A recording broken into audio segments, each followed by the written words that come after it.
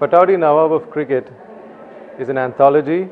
It's a collection of essays about one of the great India captains, the late Tiger PATAUDI, and it's a collection of essays by a whole range of people, those who played with him, those who knew him, those who've had long associations with him, his family. There's a wonderful foreword by Sharmila Tagore, his wife, and it reveals, each essay reveals aspects of this great person, this great cricketer, which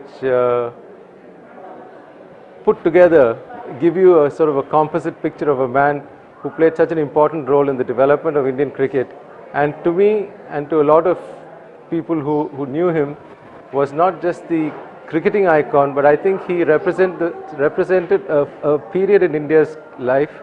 He was the icon of the 1960s, and it is important to remember that he was not just a sportsman, because that would be diminishing him, because he did with the cricket team what, let's say, Pandit Nehru was trying to do with India, which is to bring everybody together. And the cricket team has always been seen as a microcosm of this, of India's nationhood, and Tiger represented that. And it's a fascinating journey for those who didn't know Tiger as well as for those who knew him. In fact, one of the biggest compliments that the book received was when Sharmila said at some press conference recently that she also learned a few new things about Tiger, to whom she had been married for over 4 decades. And that's really what the book is about.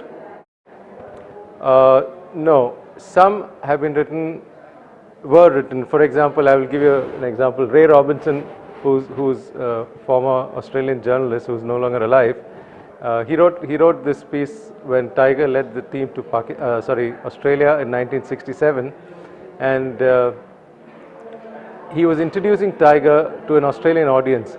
So there is a kind of historical importance to that essay, which is contemporary, which is talking about Tiger of 1967, when he was 26 years old and captain of India.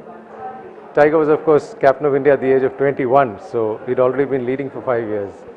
There is also another historically important essay is by the late Vijay Merchant, who, as chairman of the selectors, was the man responsible for the casting vote that ended Tiger PATAUDI's captaincy in Indian cricket.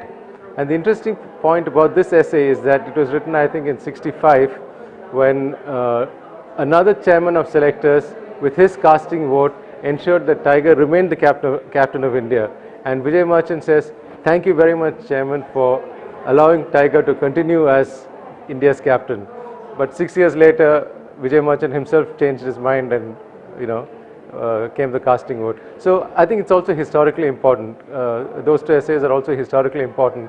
There are also essays by his daughters, and little vignettes of his life, daily life, the way he would, sit at a table, and the way he would conduct himself, and the way, as one of them has written, Soha has written, he would virtually sit on the telephone, which he didn't like very much, but he'd virtually sit on the telephone waiting for the call from the daughter, and when the daughter called, he wouldn't have a lot to say and say something like, your mother's not here, or some such thing, So lovely little vignettes of the character of the man.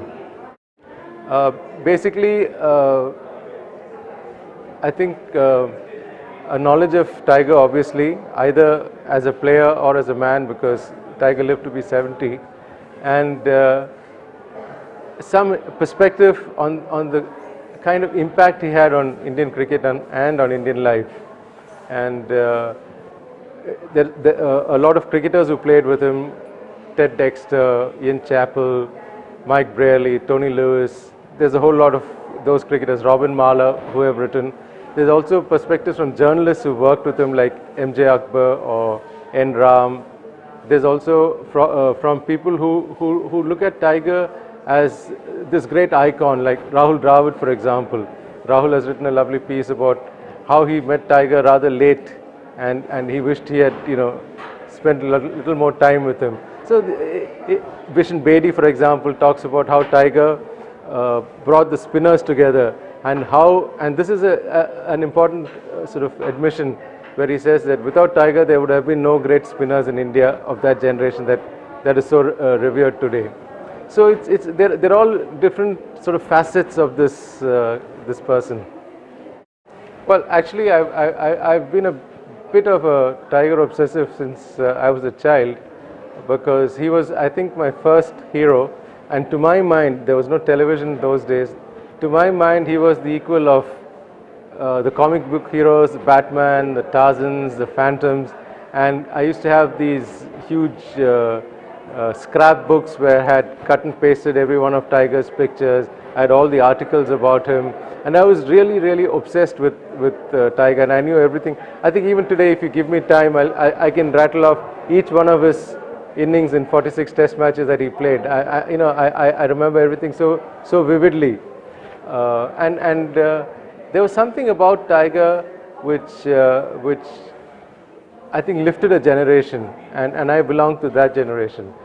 For example, I would play book cricket. I don't know if you're even old enough to remember that. Book cricket used to be this delightful game where you turn the pages of the book, and you mark down the final digit as the score the batsman made. So you played India versus Australia, you played Earth versus Moon, you played Milky Way versus Undiscovered Galaxy, stuff like that.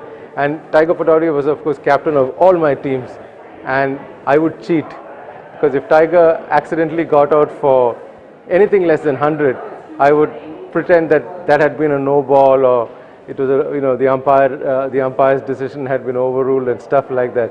So it was so important to make sure that your hero was always perfect. So Tiger was that kind of a hero, not just to me, to a whole lot of cricket lovers of my generation. And I think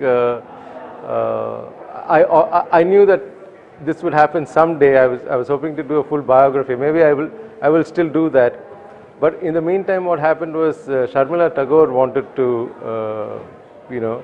do a similar kind of book to the one that we finally did, and she's really been the sort of engine, the driving force behind the book, and it was her sort of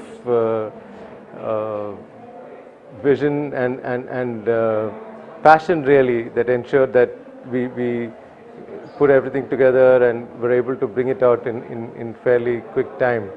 And we sat through reams of stuff. She had opened out the Tiger archives, and we took pictures from the family archives. And Tiger, of course, never kept clippings himself, but his mother used to keep clippings. So if you see the early part of the book, there's a clipping of a time when Tiger played a fairly inconsequential match in his 20s in England, but or a little earlier. But it was a match in which he wore a raincoat and played, because they had to finish the match, and he batted with a raincoat and made about 90% of the runs. So Tiger was an incredible natural sportsman, and the English cricketer, former English cricketer Trevor Bailey, once told me, he said, and Trevor Bailey, you must remember, is one of the great judges of the game and probably the finest man never to have led England.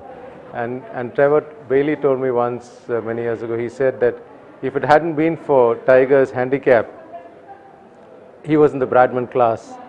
And that is an incredible, and it's unfortunate that we just do not seem to have enough biographies of people who made a difference in Indian sport, in Indian cricket, in Indian life. And this is the first step, and I hope that it leads on to many more. Well, in a sense, it's been in my head since I was 5 years old, as I was telling you earlier. But specifically, maybe a year or so, or maybe slightly less than that. No, I think the younger generation should understand. Just now, I was signing some books, and a young boy came and asked me, "Sir, why should modern cricketers know their history?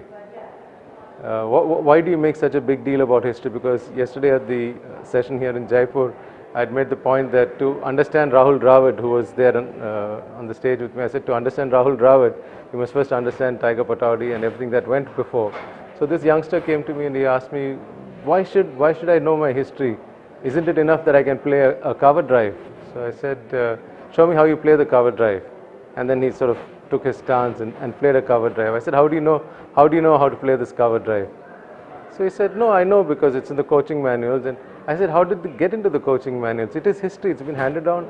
The cover drive you're attempting to play is the same cover drive that was played by Walter Hammond in the 1930s or 1920s. So you do need to understand history, the flow of history, not history in the limited sense in which a lot of people understand it, which is basically dates and timings, which is not really the point.